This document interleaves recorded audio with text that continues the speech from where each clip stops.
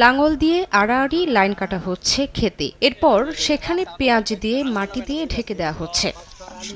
ফরিদপুরে চলছে পেঁয়াজ বীজ উৎপাদনের নানা কর্মযজ্ঞ। কেউ এরই মধ্যে জমিতে পেঁয়াজ রোপণ করেছেন, কেউ বা জমি তৈরি করছেন। খেতে কাজ করার জন্য শ্রমিক এসেছে অন্য জেলা থেকেও। তবে কৃষকদের দাবি, এবছর পেঁয়াজের দাম বেড়ে যাওয়ায় বীজ উৎপাদন খরচ বেশি পড়ছে।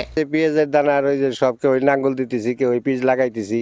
পেঁয়াজের সিজন হলে এখানেই আসি, বিভিন্ন জেলা থেকে এখানে কাজ করতে আসি। আমরা একটানা 3 মাসে এখানে কাজ করব, পেঁয়াজের কাজ শেষ করে তারপর আমরা বাড়ি চলে যাব 30-40 জন। এই পেঁয়াজের বীজটা যেমন ঝুঁকিপূর্ণ তেমন ব্যয়বহুল তেমন দাম।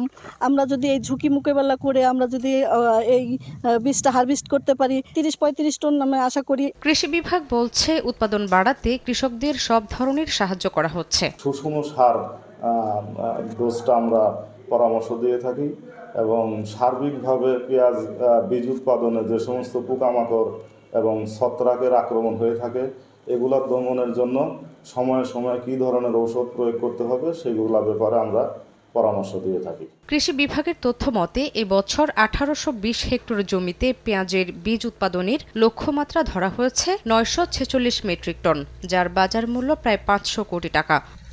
সময় সংবাদ, ফরিদপুর।